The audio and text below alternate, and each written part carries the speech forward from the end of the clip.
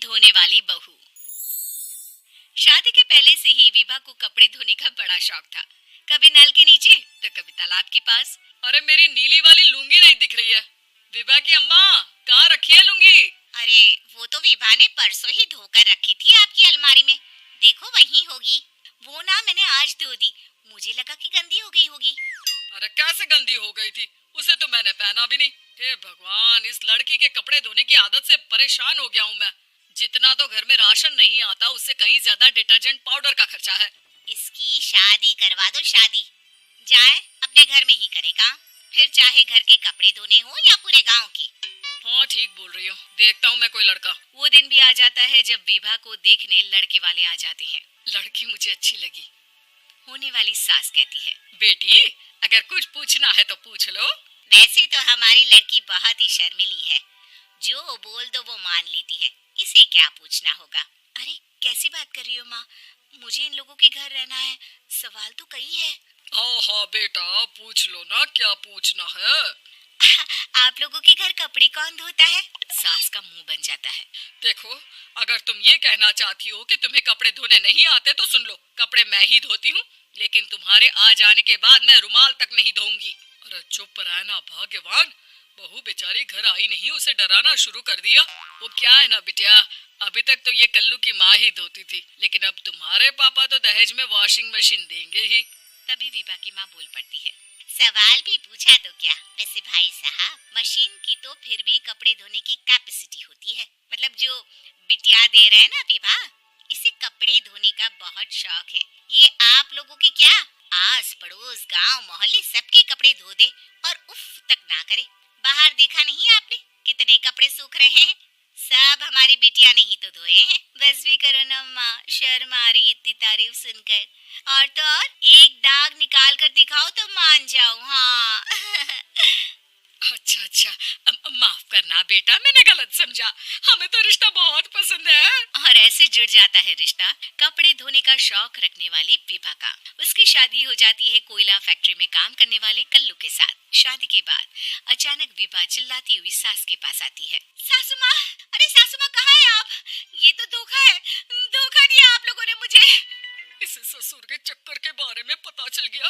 अरे तो उसमें तुझे क्यों धोखा मिला है? अरे नल में पानी नहीं आता, कपड़े कैसे कब धुलेंगे?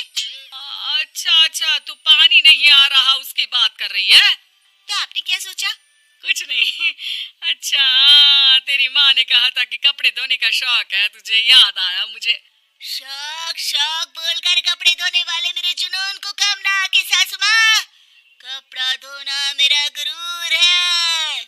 तभी पति भी वहाँ आ जाता है। अभी अभी मैंने इसे सनी देओल की फिल्म दिखाई है, उसी के डायलॉग मार रही है माँ। अच्छा सुन, साफ साफ बता रही हूँ, पानी सुबह 4 से 6 और शाम को 10 से 12 आता है, समझी? विभा टाइमिंग सुनकर हैरान हो जाती है, ये क्या भूतों का मोहल्ला है? सुबह 4 बजे उठकर कौन कपड़े धोता है? 4 बजे टंकी में पानी जाता है, फिर सारा दिन धोना ना, किसने मना किया? अरे कैसे बात कर रही हैं? 200 लीटर की टंकी में कितने कपड़े धो लूंगी मैं, सुबह ही उठ जाऊंगी मैं। अब क्या था, विभा सुबह 4 से लेकर रात के 12 बजे तक कपड़े ही धोती रहती। एक रोज सास पड़ोस से निकलकर कहीं जा रही होती है कि साथ वाली कहती है, हाँ कल्लू की माँ, जरा ये बताओ कि 2 साड़ी है, 2 ब्लाउज और एक पेटीकोट और एक नाड़े वाला लंबा कच्छा। हाँ तो? अरे तो क्या, कितना लोगी धुलाई ये बताओ। धोबन दिख रहे हैं हम क्या? हमारे पति सरकारी नौकरी से अभी अभी रिटायर हुए हैं और बेटा सुपरवाइजर है कोयला फैक्ट्री में। धोबन समझ रखा है हमें? हाय रे कल्लू की अम्मा, माफ कर दो, वो तो मोहल्ले में यही सब बता रहे थे कि तुमने बहू को कपड़ा धुलवाने के काम में लगा दिया है। सास को पड़ोसन की बात सुनकर गुस्सा आ जाता है। वो घर पहुंचती है जहां घर के बाहर ही इतने सारे कपड़े सूख रहे होते हैं जितने कि किसी धोबन के घर पर। अरे ओ कल्लू की दुल्हन, बाहर निकल।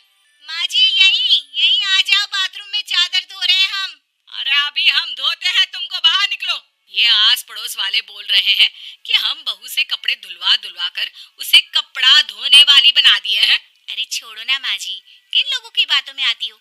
आस पास के लोगों का तो काम ही होता है कि वो किसी तरह सास बहू को लड़ा दे। बहू सारे घर के कपड़े धोती है, ये क्या कम है? बोलिए।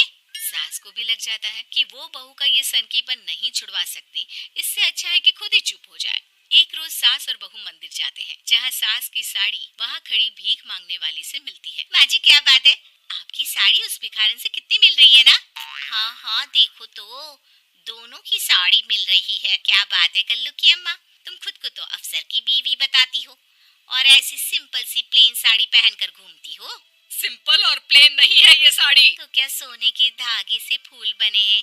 कुछ भी सासू माँ, कुछ भी।